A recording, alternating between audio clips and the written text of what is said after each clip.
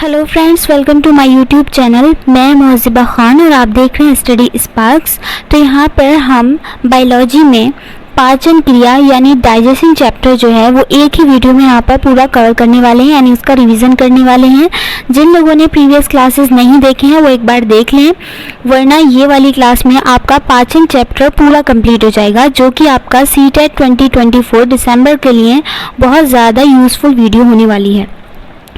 ये मैं आपको पहले वीडियो शुरू करने से पहले ही बता दूं कि सीटेट में आपका एनसीईआरटी बेसिस क्वेश्चंस आते हैं, और जिस तरीके से सीटेट एग्ज़ाम का लेवल अप जा रहा है उस तरीके से हमारी प्रिपरेशन जो है ना वो भी बहुत अच्छी होनी चाहिए।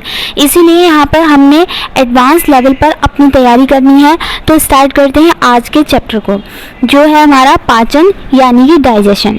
ठीक है, यहाँ पर बना हुआ है जटिल भोजन, यहाँ पर बना हुआ है सरल भोजन। इसको समझ लेते हैं कि आखिर पाचन होता क्या है, यानी कि डाइजेशन होता क्या है। तो जटिल भोजन का सरल भोजन में एंजाइमों द्वारा बदल जाना, यहाँ पर बदलना होगा, सरल भोजन में बदलना ही पाचन कहलाता है। यानी कि कॉम्प्लेक्स फूड का एंजाइमों द्वारा सिंप्लेक्स फूड में बदल जाना आपका क्या कहलाता है? पाचन कहलाता है।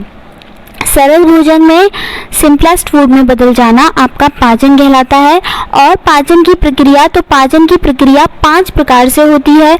सबसे पहले अंतर्ग्रहण होता है, जिसमें हम भोजन ग्रहण करते हैं। फिर पाचन होता है, तीसरा अवशोषण होता है उस भोजन का, उस पचे हुए भोजन का। चौथा स्वांगीकरण होता है, या उसको एकत्रीकरण भी बोलते हैं, यानी जो पचा हुआ भोजन शरीर के अंदर पहुंचा है वो कहाँ पर एकत्रित होगा? मल परित्याग या निष्कासन। ठीक है, निष्कासन जो कि आपका मल परित्याग के द्वारा, जो कि आपका वेस्ट भोजन फूड है वो निकल जाता है। अवशोषित की अगर बात की जाए तो जो बॉडी रख लेती है। अवशोषित से मतलब क्या है? अवशोषित मतलब जो बॉडी हमारी रख लेती है। ठीक है, और सबसे पहले भोजन कहाँ पहुँचता है? तो लीवर में पहुँचता है। स्वांगीकरण यानी कि फूड डिफरेंट पार्ट्स में गया, स्वांगीकरण होता है, वहाँ पर भोजन एकत्रित होता है। इस चीज़ को समझना है कि सबसे पहले अगर भोजन जब हम अंतर्ग्रहण करेंगे तो सबसे पहले भोजन कहाँ जाएगा, इस बात को आप अच्छे से याद कर लें।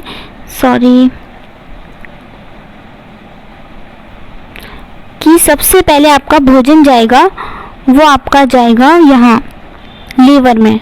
लीवर में सबसे पहले भोजन जाता है, ये इम्पॉर्टेंट पॉइंट था। तो सबसे पहले भोजन कहाँ जाता है? सबसे पहले लीवर में जाता है। पाचन की क्रिया कितने स्टेप्स में होती है? तो 5 चरणों में हो रही थी। पहला अंतर्ग्रहण, दूसरा पाचन, तीसरा अवशोषण, चौथा आपका हो जाता है स्वांगीकरण या एकत्रीकरण भी इसको बोलते हैं, 5वां मल परित्याग या निष्कासन। अब आ जाते हैं आगे। पाचन की प्रक्रिया कहाँ होती है? तो पाचन की प्रक्रिया पाचन नाल में चलती है। पाचन की प्रक्रिया कहाँ पर चल रही है? पाचन की प्रक्रिया पाचन नाल में चल रही है। इंपॉर्टेंट पॉइंट है, इसको भी याद रखना है। और पाचन नाल की लंबाई कितनी होती है? तो 6 से 9 मीटर या फिर लगभग 30 फीट तक होती है। ठीक है, पाचन नाल की लंबाई कितनी होती है? 6 से 9 मीटर या 30 फीट। और पाचन नाल मुंह से शुरू होती है और गुदा यानी कि एनस पर ख़त्म होती है, और एनस के द्वारा ही निष्कासन किया जाता है, यानी मल परित्याग किया जाता है। पाचन नाल की लंबाई के बारे में मैंने बताया। ये भी बताया कि पाचन नाल जो होती है वो कहाँ से शुरू होती है और कहाँ पे ख़त्म होती है। अब इसको देख लेते हैं। तो पाचन नाल जो होती है वो कहाँ से शुरू होती है? मुंह से शुरू होती है, गुदा यानी कि एनस पर ख़त्म होती है। मुंह से शुरू हुई, फिर होती है आपकी बकल कैविटी या मुख गुहा। उसके बाद आ जाता है ग्रसनी के बाद आता है ग्रास नली या जिसको ग्रसिका भी बोलते हैं। उसके बाद आमाशय यानी स्टोमक, फिर आती है स्मॉल इंटेस्टाइन यानी कि छोटी आंत, फिर आती है लार्ज इंटेस्टाइन यानी कि बड़ी आंत, और लास्ट में आ जाता है जहाँ पर ख़त्म हो जाती है आपकी पाचन नाल, गुदा यानी कि एनस। इनके बारे में भी एक एक करके हम जानेंगे। यहाँ पर आपको इसको नोट कर लेना है, कहाँ से कहाँ तक पाचन नाल की लंबाई के बारे में आपको नोट कर लेना है। ये आपको पता होना चाहिए कि पाचन नाल जो होती है वो मुंह से शुरू होती है और गुदा पर ख़त्म हो जाती है। ठीक है, इंजेक्शन यानी कि जो होता है मुंह में होता है, यानी जहाँ पर खाना इंसर्ट करते हैं, सबसे पहले मुंह के द्वारा ही तो हम खाना इंसर्ट करते हैं, ठीक है। और डाइजेशन की प्रक्रिया कहाँ कहाँ चलती है, तो बगल कैविटी यानी कि मुख गुहा के अंदर चलती है, आमाशय यानी कि स्टोमक के अंदर चलती है, छोटी आंत यानी कि स्मॉल इंटेस्टाइन के अंदर चलती है। पाचन की प्रक्रिया देखें, इसमें समझने वाली चीज़ ये है कि पाचन है, पाचन हर चीज़ में नहीं हो रहा है, यानी मुंह में जो हो रहा है मुंह में एक क्रिया है, ये पाचन की पूरी एक प्रोसेस है जो कि आपके मुंह से लेकर के गुदा तक चल रही है, यानी कि पाचन नाल में चल रही है। और पाचन नाल के अंतर्गत आपके कौन कौन आते हैं उनका डिस्कशन हमने अभी ऊपर कर लिया था, लेकिन यहाँ पर काम सबके अलग अलग है। यानी कि खाने को अंतर्ग्रहण करने का काम आपके मुख का है, माउथ का है। डाइजेशन यानी कि पाचन का कार्य जो है आपका बगल कैविटी का है, आमाशय का है, छोटी आंत का है। एब्जॉर्प्शन यानी कि अवशोषण का काम जो है छोटी आंत खाने का अवशोषण करती है, ठीक है। खाने का अवशोषण कौन कर रहा है, तो छोटी आंत कर रही है, और बड़ी आंत कर रही है पानी का अवशोषण, यानी कि बड़ी आंत जो है वो आपकी भोजन का अवशोषण नहीं करती है। इसके बारे में भी अभी और डिस्कशन में आ जाएगा। एसिमुलेशन यानी कि स्वांगीकरण होता है, ब्लड तथा लीवर के द्वारा होता है, ये भी आपको पता होना चाहिए। छोटी आंत की अग्रनात्र होता है, या कि आप प्रीवियस वीडियो में भी इसका करेक्शन कर दीजिएगा, यहाँ पर अग्रनाल नहीं बोलते हैं, डिडियोनम को अग्रनात्र बोलते हैं, और ये ही पाचन में मदद करता है। यानी कि छोटी आंत का एक पर्टिकुलर भाग है जो कि उसका सबसे पहला हिस्सा है, अग्रनात्र होता है, डिडियोनम होता है, वही केवल पाचन में मदद करता है। और अवशोषण में छोटी आंत का मध्य नात्र, यहाँ मध्य नात्र है, यहाँ शेष नात्र है, ठीक है, ये मदद करता है। यानी कि छोटी आंत की जो अग्रनात्र है, डिडियोनम है, वो पाचन में मदद करता है। अवशोषण में कौन मदद कर रहे हैं, तो मध्य नात्र और शेष नात्र मदद कर रहे हैं। और बड़ी आंत का जो बृहदांत होता है, बृहदांत होता है यानी कोलॉन होता है, यहाँ पर लिखा है कोलॉन, कोलॉन जो होता है वो मदद करता है अवशोषण में। और बड़ी आंत भोजन के अवशोषण में मदद नहीं कर रही थी, वो कर रही थी पानी के अवशोषण में। जबकि जो छोटी आंत थी वो सबसे पहले अग्रनात्र में भोजन आया, उसने वहाँ पर उसका पाचन किया, उस पचे हुए भोजन का, जिसका पाचन अग्रनात्र कर चुकी है, उस पचे हुए भोजन का अवशोषण कर रही थी छोटी आंत के मध्य नात्र और शेष नात्र। आई होप आपको समझ में आ रहा होगा। मल परित्याग की बात की जाए तो बड़ी आंत का मलाशय, यानी बड़ी आंत का पार्ट होता है मलाशय, जिसको इंग्लिश में रेक्टम बोलते हैं, वो काम करता है। मल परित्याग या जिसको निष्कासन भी बोलते हैं, उसमें कौन सा भाग जो है पाचन नाल का काम कर रहा है, तो रेक्टम यानी कि मलाशय, जो कि अपने आप में बड़ी आंत का एक पार्ट है, ठीक है। आई होप आपको चीज़ें कनेक्ट हो रही होंगी। और लीवर खाने को डिस्ट्रीब्यूट करने का काम कर रहा है। लीवर ये तय करता है खाना कौन से पार्ट में कैसे खाना पहुंचाना है, कितना खाना पहुंचाना है, यानी लीवर ब्लड के द्वारा। यहाँ पर एक और चीज़ भी आप नोट कर सकते हैं कि लीवर जो है ब्लड के द्वारा खाने को यानी भोजन को डिस्ट्रीब्यूट करने का काम करता है। अब आ जाते हैं यहाँ पर सहायक पाचन अंग, एसेसरी डाइजेस्टिव ऑर्गन्स, इनके बारे में जान लेते हैं। सहायक कौन है, यानी कि पाचन अंग जो हैं जो कि सहायक हैं पाचन की क्रिया में। पहला आ जाता है यकृत, दूसरा पित्ताशय, तीसरा आ जाता है अग्नाशय। यकृत को बोलते हैं लीवर, पित्ताशय को बोलते हैं गॉल ब्लैडर एंड अग्नाशय को बोलते हैं पैनक्रियास, ठीक है।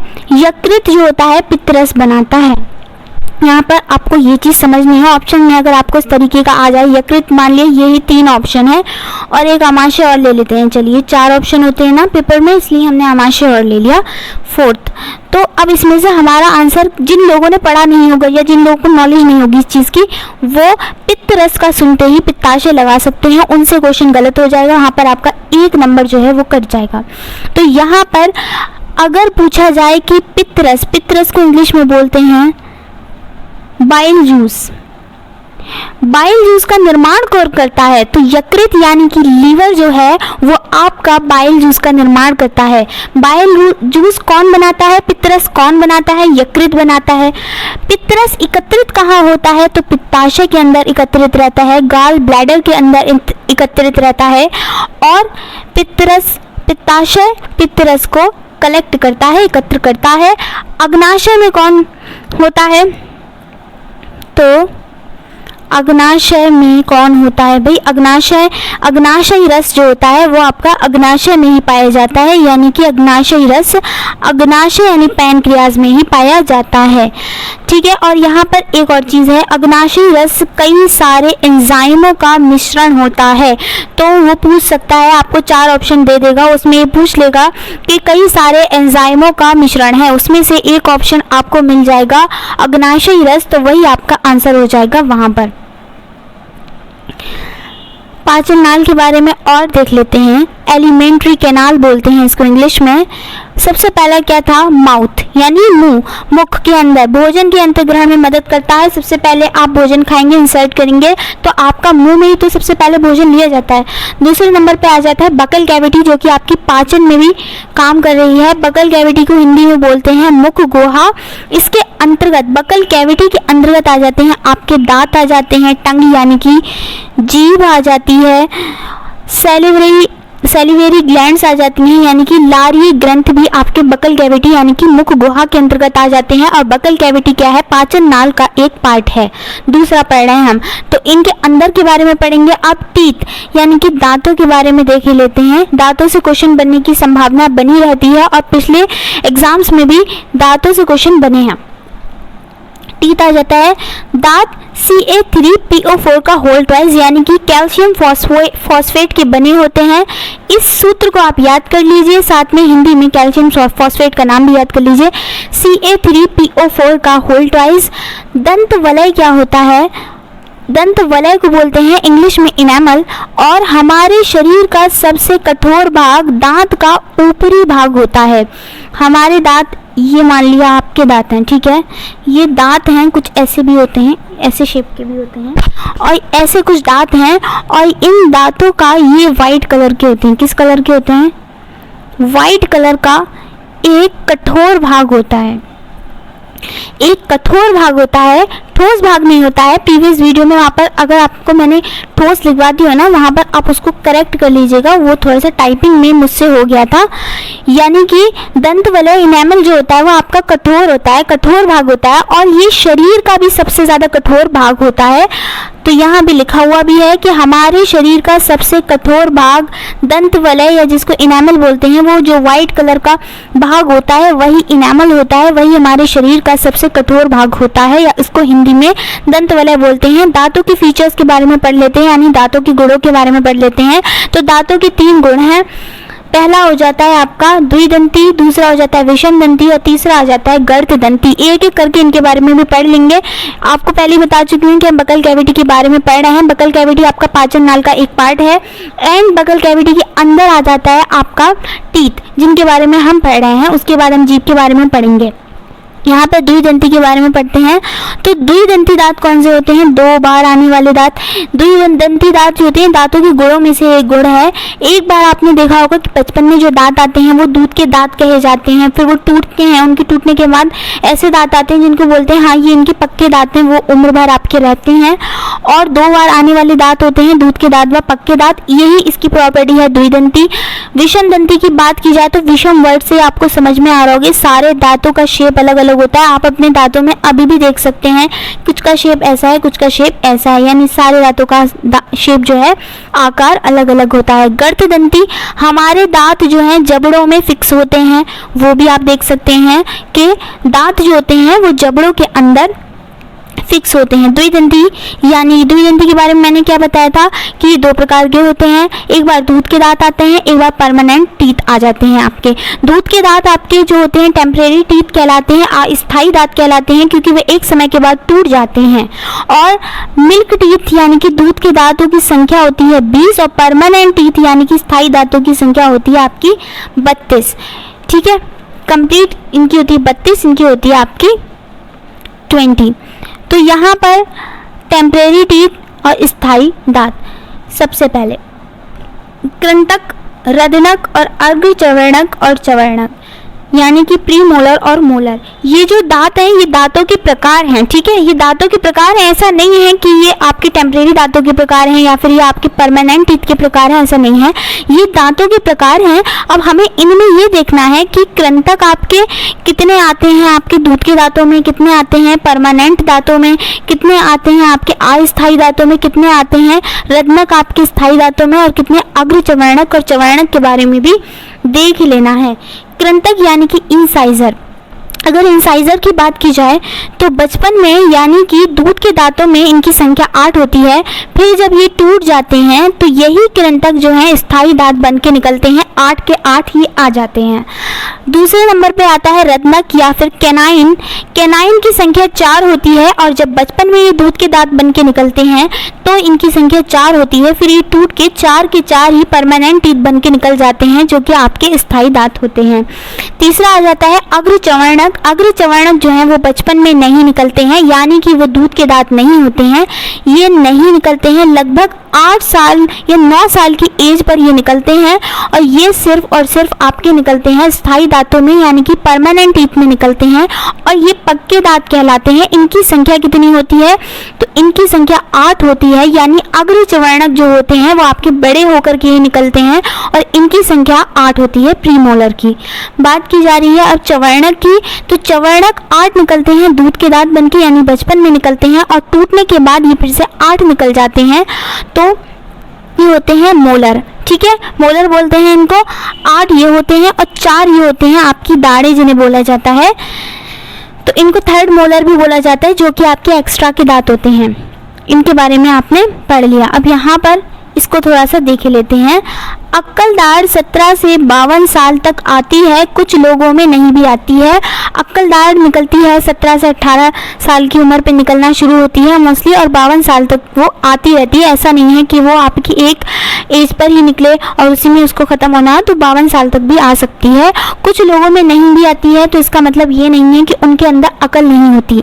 अक्कल दाढ़ से इसका नाम विजडम टूथ है, इंग्लिश में इसको विजडम टूथ बोलते हैं। अक्कल दाढ़ से इसका मतलब ये है कि एक एज होती है, 17 है, 18 है, 20 है, इनमें एक एज होती है, इसीलिए उस टाइम पे इंसान का जो है सेंस आ जाता है, इसीलिए इसको अक्कल दाढ़ भी कहा जाता है। और यही वो 4 एक्स्ट्रा के दांत हैं जिनके बारे में मैंने अभी ऊपर आपको बताया था, यही 4 एक्स्ट्रा के दांत हैं, इनको मिलाकर के इनकी संख्या कंप्लीट हो जाती है। अब पढ़ते हैं टीथ। टीथ किसके बने हुए थे, किसके बने हुए थे, कैल्शियम फॉस्फेट के Ca3PO4 का होल ट्वाइस। इनेमल क्या था, हाँ दंत वलय था, हमारी पूरी बॉडी का सबसे हार्डेस्ट या कठोर भाग। फीचर्स के बारे में हम बात कर रहे थे, हमने किसके बारे में बात कर ली थी कि हमने द्विदंती दांतों के बारे में बात कर ली थी। द्विदंती दांत कितने प्रकार के थे, मिल्क टीथ थे और परमानेंट टीथ थे। मिल्क टीथ की संख्या 20 थी, परमानेंट टीथ की संख्या 32 थी। और विषम दंती प्रॉपर्टी के बारे में अब यहाँ पर डिस्कशन होने वाला है।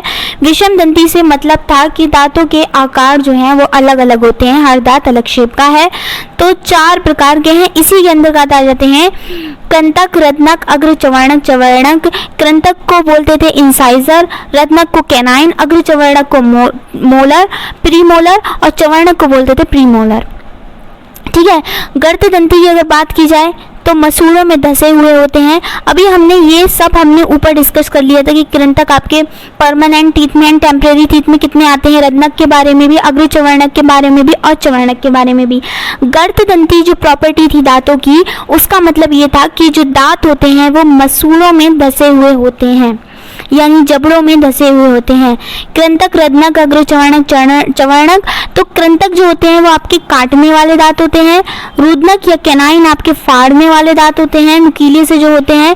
अग्र चवर्णक जिसको प्रीमोलर बोलते हैं वो चबाने और पीसने वाले दांत होते हैं। और चवर्णक ये जिसको मोलर बोलते हैं वो भी चबाने और फिर से पीसने वाले दांत ही होते हैं। ये भी आपको पता होना चाहिए कि कृंतक का काम क्या है, रुदनक का यानी कैनाइन का काम क्या है, अग्र चवर्णक और चवर्णक का काम क्या है।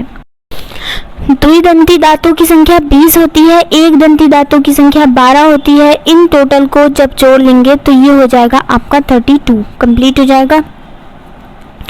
द्विदंती दांत की संख्या 20 थी, एक दंती दांतों की संख्या 12 थी। और एक दंती दांतों की संख्या 12 कैसे थी, ये मैंने आपको अभी ऊपर बताया था कि जो आपके प्री मोलर होते हैं यानी कि अग्र चवर्णक होते हैं वो बचपन में नहीं मिलते, वो डायरेक्ट आपके परमानेंट टीथ बन के निकलते हैं यानी कि बड़े होकर के निकलते हैं। और जो एक्स्ट्रा के दांत होते हैं 4, जिनको थर्ड मोलर भी बोला जाता है, उनको ऐड करके 12 हो जाते हैं। एक दंती दांतों की संख्या 12 होती है, द्विदंती दांतों की संख्या 20 होती है, जो कि स्थायी दांत भी होते हैं और अस्थायी दांत भी होते हैं। जीभ के बारे में जान लेते हैं, जीवा या टंग जिसको इंग्लिश में बोलते हैं। अब ये जो है यहाँ पर देख लेते हैं, इसके लिए शायद डायग्राम भी होगा। ये आ जाता है आपका डायग्राम में देख लेंगे आप कि ये जो जीभ का हमारी ये वाला भाग होता है, जीभ का जो ये वाला भाग होता है ये आपका स्वीट का टेस्ट देता है यानी कि मीठे का, ठीक है। और ये वाला भाग होता है ये आपको सॉल्टी यानी कि नमकीन टेस्ट का एहसास करवाता है। सोर यानी कि खट्टा, ये वाला भाग होता है खट्टा, ठीक है। और बिटर जो सबसे लास्ट वाला जो भाग होता है वो होता है आपका कड़वा यानी कि बिटर। इसको भी समझे लेते हैं। ये देखिए, ये इस तरीके से इसको आप नंबर में बना लीजिएगा।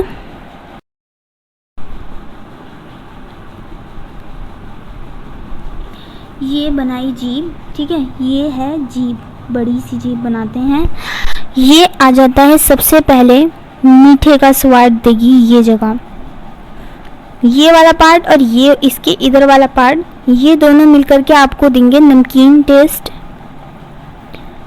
उसके बाद तीसरे नंबर पर आ जाता है ये आपको देगा खट्टे का स्वाद, ये दोनों इधर साइड भी खट्टे का है। और ये जो लास्ट वाला होता है जब खाना अंदर जाता है तभी हमें कड़वा एकदम से महसूस होता है, तो ये कड़वे का स्वाद बताता है। इनके नंबर कभी कभी बदल देगा, तो 1 2 3 इसको आप कंफ्यूज मत होइएगा, आपको अपना पता होना चाहिए कहाँ पर कौन सा टेस्ट था। ये डायग्राम था। अब आ जाते हैं सैलिवरी ग्लैंड्स के बारे में यानी लारीय ग्रंथि के बारे में थोड़ा सा जान लेते हैं। लारी ग्रंथि जो होती है 3 जोड़े में लारी ग्रंथि होती है, जोड़े में होती है, ठीक है। इधर भी होती है, इधर भी होती है, ठीक है। पहली होती है कर्णमूलीय जो कि कान के नीचे होती है, कान 2 साइड होते हैं तो जोड़े में ही हो गई, कान के नीचे होती है, दोनों साइड होती है और ये सबसे बड़ी होती है लारी ग्रंथि। दूसरी आ जाती है उपजवड़ीय, जबड़ों के नीचे होती है, सबसे छोटी जबड़ों के नीचे होती है, यहाँ पर ये सबसे छोटी नहीं होती है, ठीक है। उपजवड़ीय जो होती है वो जबड़ों के नीचे होती है, जबड़े 2 साइड होते हैं इसलिए ये भी जोड़े में हो गई। उपजीवा होती है, जीभ के नीचे होती है और ये सबसे छोटी होती है। जो उपजीवा होती है ना वो सबसे छोटी होती है और कर्णमूलीय जो होती है वो सबसे बड़ी होती है। यानी कि यहाँ पर हमने 3 टाइप की लारी ग्रंथि के बारे में, सैलिवरी ग्लैंड्स के बारे में पढ़ लिया है, जिसमें से पहली थी कर्णमूलीय, दूसरी थी उपजवड़ीय, तीसरी थी उपजीवा। और ये तीनों जो होती हैं वो जोड़ों में होती हैं, यानी टोटल ये हो गई आपकी 6। ये 2 का हो गया यानी कि 2 2 2, ठीक है, 6 हो गई है आपकी। अब यहाँ पर आ जाएगा गलसुआ के बारे में भी थोड़ा सा देख लेते हैं। आपको पता होती है मम्स यानी कि कर्णमूलीय ग्रंथि का एक संक्रमण है जिसको गलसुआ बोलते हैं। इसको आपको जहन में रखना है कि गलसुआ क्या होता है, तो कर्णमूलीय ग्रंथि का संक्रमण है, कर्णमूलीय का। सैलिवा लार के बारे में पढ़ना है। अब सैलिवा यानी कि लार जो हमारे मुंह में होती है, लार में 92% तक वाटर होता है, 7% तक एंजाइम होते हैं और 1% तक बलगम होता है। यानी कि 92% तक वाटर, 7% तक एंजाइम और 1% तक बलगम होता है, ये आपका लिखा है। और 7% जो एंजाइम लार में उपस्थित होते हैं तो उनके बारे में भी देख लेते हैं कि वो एक्चुअली में एंजाइम होते कौन से हैं। टाइलिन एंजाइम होता है और होता है आपका लाइसोजाइम एंजाइम, ठीक है। टाइलिन एंजाइम जो होता है वो लारीय एमाइलेज, लारिये एमाइलेज भी इसको बोलते हैं और पाचन में मदद करता है। ठीक है, पाचन में मदद कौन सा एंजाइम करता है? जो लार में पाया जाता है, टाइलिन नाम का एंजाइम है। लारिये एमाइलेज भी उसको बोला जाता है, लारिये एमाइलेज। ओके, और लाइसोजाइम नाम का एक और भी आपका एंजाइम है जो कि प्रतिजीवाणु एंजाइम है, एंटीबैक्टीरियल है। इसको भी ध्यान में रखिएगा, ये भी आपका उसी में पाया जाता है। अब आ जाते हैं ग्रसनी के बारे में, फेरिक्स के बारे में, फेरिक्स के बारे में। और ये एक संयुक्त रास्ता है श्वास नली, भोजन नली एवं मुख गुहा के बीच का। ठीक है, ये एक संयुक्त रास्ता होती है। ग्रसनी जो है वो एक संयुक्त रास्ता होती है श्वास नली, भोजन नली और मुख गुहा यानी कि बकल कैविटी के बीच का। ठीक है, उपजीवा नासा गुहा में भोजन जाने से रोकती है। अब ये उपजीवा क्या है, इसके बारे में भी तो पता होना चाहिए। इसकी तस्वीर मैं आपको दिखा देती हूँ, ये देख सकते हैं आप यहाँ पर।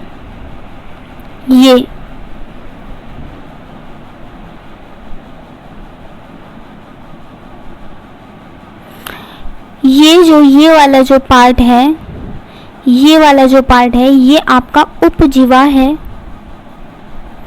इसको इंग्लिश में बोलते हैं ओवावला, ओवावला।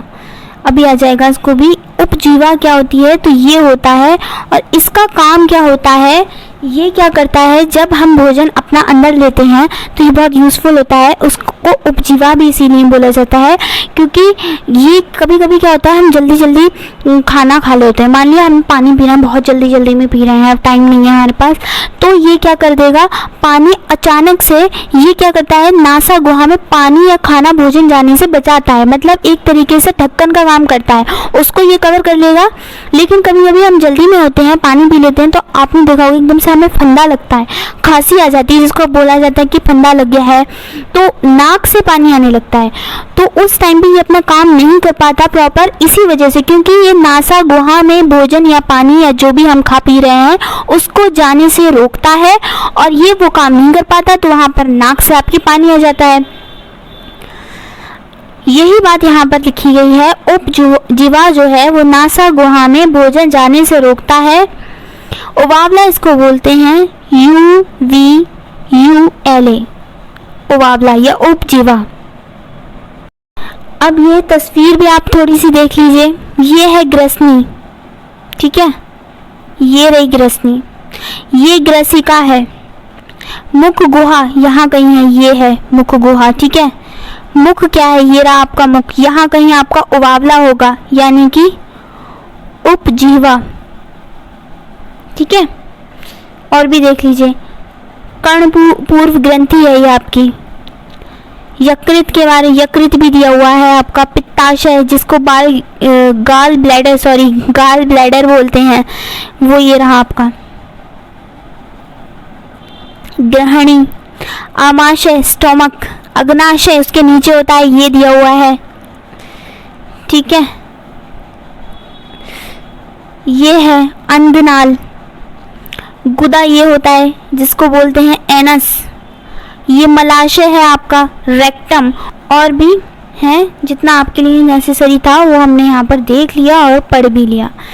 अब आ जाती है ग्रास नली, जो भी मैंने ऊपर दिखाई भी थी। खाना ग्रास नली में मांसपेशियों में लयमयी तरीके से जाता है। लयमयी तरीका क्या होता है, संकुचन और शीतलन।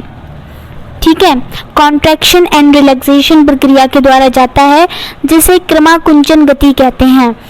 ऐसे ऐसे ऐसे ऐसे करके बढ़ता है, मतलब थोड़ा ऊपर, फिर ऐसे नीचे, फिर ऐसे, फिर ऐसे, फिर ऐसे, ऐसे तरीके से होता है ये।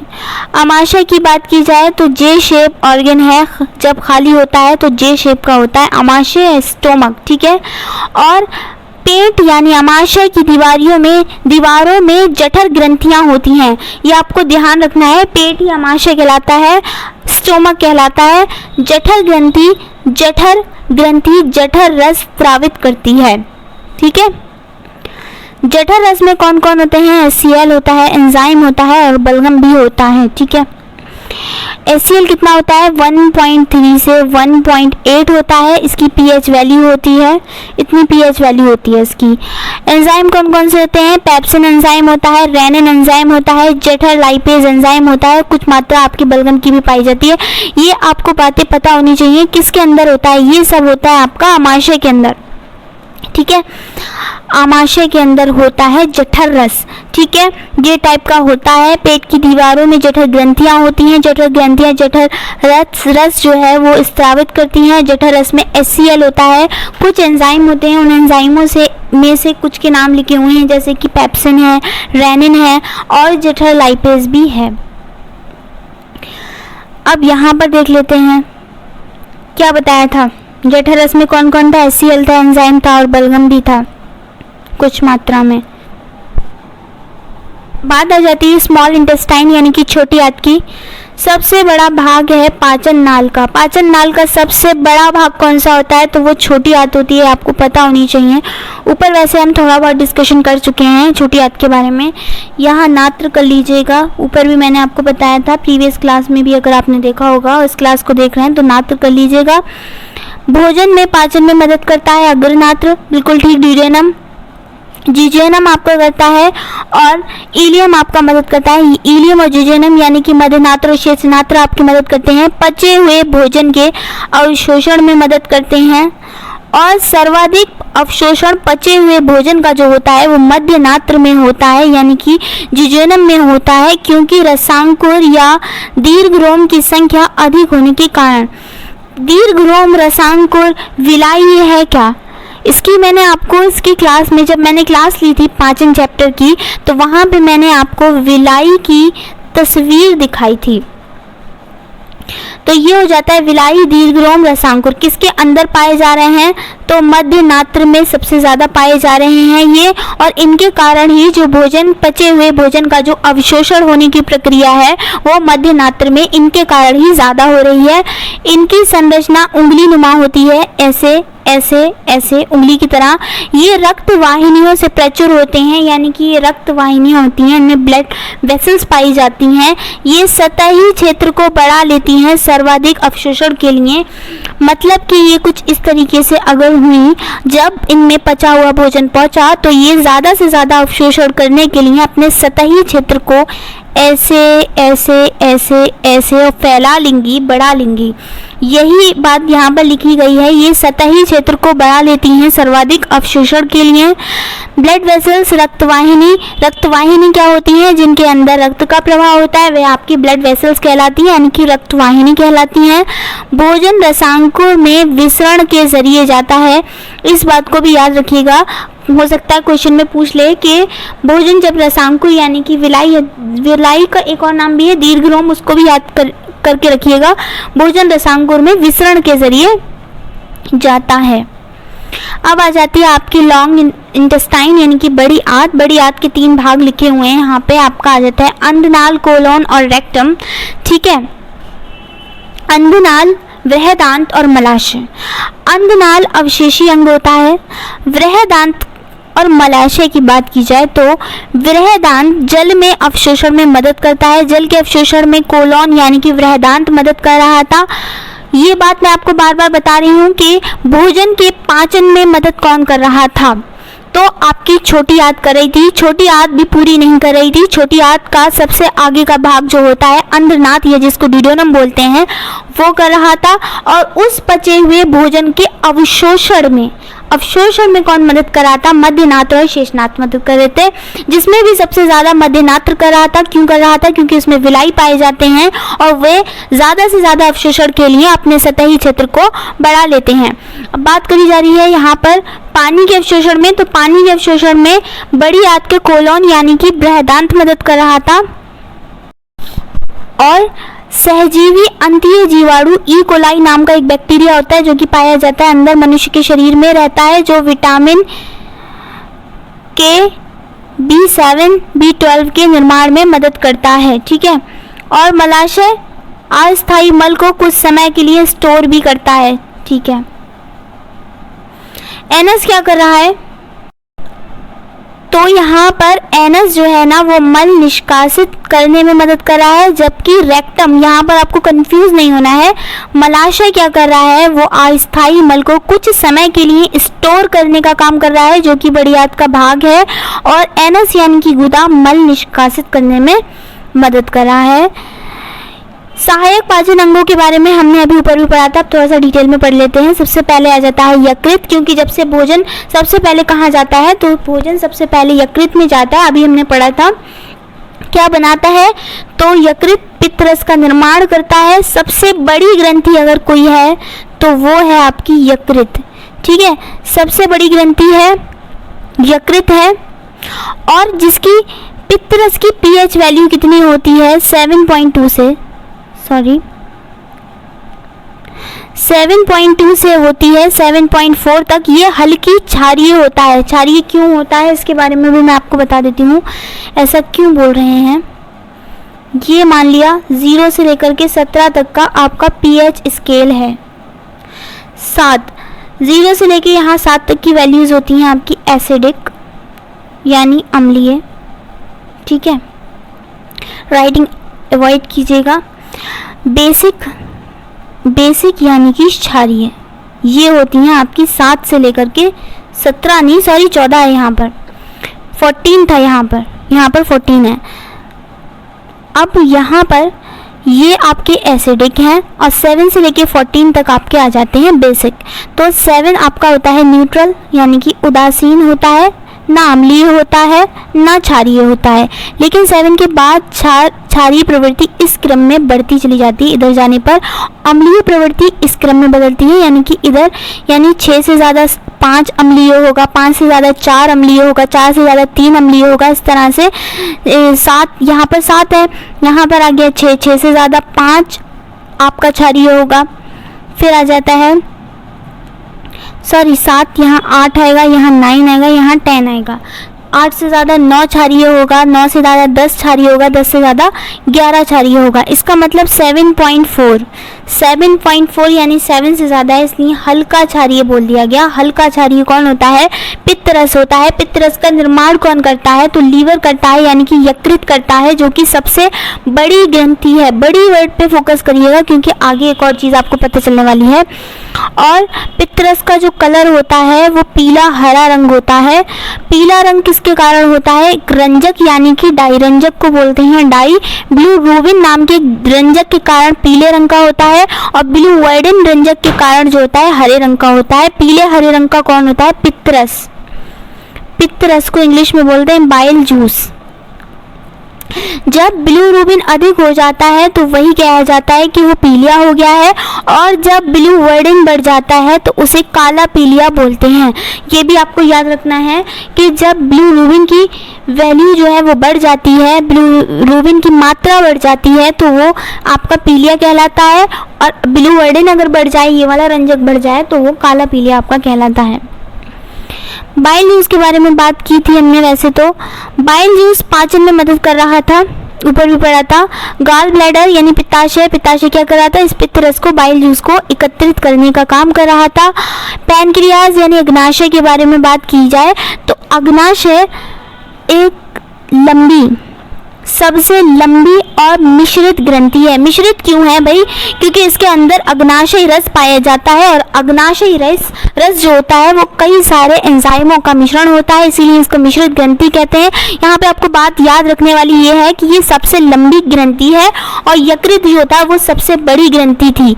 यकृत सबसे बड़ी ग्रंथि है, और अग्नाशय आपकी सबसे लंबी ग्रंथि है, मिश्रित ग्रंथि है। मिश्रित ग्रंथि क्यों है, तो क्योंकि इसमें अग्नाशयी रस पाया जाता है, और अग्नाशयी रस जो होता है वो कई सारे एंजाइमों से मिलकर के बना होता है। कौन कौन से एंजाइम है वो भी लिखे हुए हैं यहाँ पर, लाइपेज, ट्रिप्सिन, अग्नाशयी इमाइलेज, ठीक है, एंजाइम का मिश्रण होता है, और ये तीनों पाचन में मदद करते हैं। कौन से तीनों पाचन में मदद कर रहे थे, ट्रिप्सिन कर रहा था, ट्रिप्सिन, अग्नाशय, इमाइलेज एंजाइम और लाइपेज, ये तीनों जो है आपका मदद कर रहे थे, पाचन में मदद कर रहे थे। पाचन की कार्य प्रणाली और देख लेते हैं। बकल कैविटी, अब देखते हैं कि कार्बोहाइड्रेट है, वसा है, प्रोटीन है, इनका पाचन नाल के कौन कौन से भागों में चलता है और कौन कौन से भागों में नहीं चलता है। तो कार्बोहाइड्रेट सबसे ज़्यादा किस में पाया जाता है? चावलों में पाया जाता है, स्टार्च पाया जाता है, इसमें पाया जाता है। तो कार्बोहाइड्रेट का जो पाचन है वो बकल कैविटी के अंदर चलेगा। स्टोमक यानी आमाशय में नहीं चलेगा। स्मॉल इंटेस्टाइन यानी कि छोटी आंत में उसके बाद चलेगा। वसा का पाचन आपका बकल कैविटी में नहीं होता, स्टोमक यानी आमाशय में नहीं होता, स्मॉल इंटेस्टाइन यानी छोटी आंत में होता है। प्रोटीन का पाचन आपका बकल कैविटी में नहीं होता, बाकी दोनों में होता है। बाकी दोनों कौन से हैं? स्टोमक यानी आमाशय है, स्मॉल इंटेस्टाइन यानी कि छोटी आंत है। शर्करा का पाचन यानी कि डाइजेशन ऑफ कार्बोहाइड्रेट किन में पाया जाता है? शर्करा में पाया जाता है। सबसे ज़्यादा मात्रा किस में पाई जाती है? अगर कार्बोहाइड्रेट की बात की जाए तो स्टार्च में पाया जाता है। स्टार्च को मांड या मंड भी बोलते हैं, ये भी आप जहन में रखिएगा। अब इसको आपको कैसे समझना है? तो इसको आपको ऐसे समझना है। सबसे पहले तो आपने खाई खीर में क्या था? मीठा था। मीठा क्या था? शर्करा था। शर्करा गई यानी स्टार्च मान लीजिए, कार्बोहाइड्रेट था आपके मुंह में जाने के बाद आपकी लार में उसने क्रिया की। लार में किसके साथ क्रिया की भैया? तो टाइलिन के साथ क्रिया की, जो कि आपकी लार में पाया जाने वाला एंजाइम है। लार में पाया जाता है टाइलिन एंजाइम। इसने इन दोनों ने मिल करके इस टाइलिन एंजाइम के द्वारा ये कन्वर्ट हो गई स्टार्च जो थी वो माल्टोज में कन्वर्ट हो गई एक अन्य शर्करा में, या सरल शर्करा भी आप इसको बोल सकते हैं, उसमें ये कन्वर्ट हो गई। 30% कार्बोहाइड्रेट को बदल सकता है टाइलिन, यानी कि लगभग 30% कार्बोहाइड्रेट को माल्टोज में कन्वर्ट कर दिया और 30% का ही कार्बोहाइड्रेट को बदल सकता है, क्योंकि खाना हम लोग अंदर ग्रहण कर चुके हैं। अब वो खाना पहुंच गया अंदर, और कहाँ पहुंचा? जाते ही पहुंचा छोटी आंत के अंदर, स्मॉल इंटेस्टाइन में। ठीक है, अभी 30% क्या हो गया था? ऊपर जो स्टार्च था वो माल्टोज में बदल गया था, यानी सरल शर्करा में वो बदल गया था। अब कितना बचा? 70% स्टार्च बचा है, जो कि हमारी बॉडी के अंदर पहुंच चुका है, छोटी आंत के अंदर पहुंच चुका है। 70% स्टार्च है। अब ये जो 70% स्टार्च है ये आपका अग्नाशय में गया। ठीक है, अग्नाशय में पहुंचा, वहाँ थे भाई इमाइलेज एंजाइम मौजूद थे वहाँ पे। इमाइलेज एंजाइम ने क्या किया? इनको फौरन से माल्टोज में बदल दिया। अब ये बन गए माल्टोज, क्योंकि 30% तो पहले ही टाइलिन एंजाइम जो था माल्टोज में कन्वर्ट कर चुका था। बचा हुआ 70% को अग्नाशय के अंदर मौजूद इमाइलेज एंजाइम ने कन्वर्ट कर दिया इस स्टार्च को माल्टोज में। ये होती है सरल शर्करा, यानी कि माल्टोज सरल शर्करा है। अब ये जो माल्टोज आया ये आपका आंतीय रस के द्वारा ग्लूकोज में बदल गया। ठीक है, ग्लूकोज में बदल गया तो हो गया पाचन किसका? कार्बोहाइड्रेट का। अब आ जाते हैं वसा के पाचन के बारे में देख लेते हैं। वसा का पाचन थोड़ा सा आपका इम्पॉर्टेंट रहता है। वैसे तो आपको कार्बोहाइड्रेट एंड प्रोटीन का पाचन के बारे में पता होना चाहिए, लेकिन आपका ये थोड़ा सा इम्पॉर्टेंट है। अब आ जाते हैं यहाँ पर छोटी आंत। छोटी आंत में वसा का पाचन है। ये है आपका बड़ा सा फैट, यानी कि वसा है इस तरीके से पार्टिकल में। पित्तरस में, पित्तरस के द्वारा, यानी कि पित्तरस को क्या बोलते थे? इंग्लिश भी आपको पता रहनी चाहिए। बाइल जूस ने क्या किया? इसको छोटे छोटे ऐसे पार्टिकल्स में बदल दिए इस तरीके से, और इन छोटे छोटे पार्टिकल्स में इसकी बदलने की जो प्रक्रिया है, यानी ये कौन सी वसा कहलाएगी? ये पाइसीकृत वसा कहलाएगी। इमल्सिफाइड फैट्स कहलाएंगे ये, जो कि पित्तरस के द्वारा एक बड़े फैट से छोटे छोटे फैट्स में तब्दील हो गए हैं। और ये जो पाइसीकृत वसा है ये लाइपेज एंजाइम के द्वारा फैटी एसिड में बदल जाएगी और ग्लिसरॉल में बदल जाएगी। फैटी एसिड को वसीय अम्ल बोलते हैं हिंदी में। और ये वसा का पाचन हो गया। अब आ जाते हैं प्रोटीन के पाचन पर। तो प्रोटीन का पाचन सबसे पहले स्टोमक में होता है, क्योंकि अभी हमने देख लिया था कि उन दोनों में नहीं हो रहा था। ठीक है, स्टोमक में होता है प्रोटीन का पाचन। प्रोटीन आए यहाँ पर, ये रहा प्रोटीन, यहाँ पर पेप्सिन एंजाइम, स्टोमक अमाशय में क्या पाया जाता है? HCl पाया जाता है। HCl क्या होता है? हाइड्रोक्लोरिक एसिड होता है। हाइड्रोक्लोरिक एसिड पाया जाता है पेप्सिन नाम के एक एंजाइम के साथ पाया जाता है। और अगर HCl की मात्रा ज़्यादा हो जाती है, ज़्यादा अम्लीय हो जाता है, तो बोला जाता है कि एसिडिटी हो गई है। एसिडिटी की प्रॉब्लम से श्लेष्मा की दीवारों को, अमाशय पर जो जठररस की दीवारें होती हैं उसको वो आपकी तोड़ देता है, जिसको बोलते हैं पेप्टिक अल्सर। यहाँ तक बात आएगी, आगे क्लासेस में आपको देखने को ये चीज़ मिल जा चुकी है। मैं ऑलरेडी अपनी क्लासेस में करवा चुकी हूँ, लेकिन जैसे ही हम उस चैप्टर को, रेस्पिरेशन चैप्टर की कंप्लीट वीडियो एक और बनाएंगे ना, जिसमें कंप्लीट रेस्पिरेशन के बारे में बताऊंगी, उसमें और ज़्यादा उसको डिटेल में मैंने डिस्कस किया है। अभी यहाँ पर छोटा मोटा आप जान लीजिए।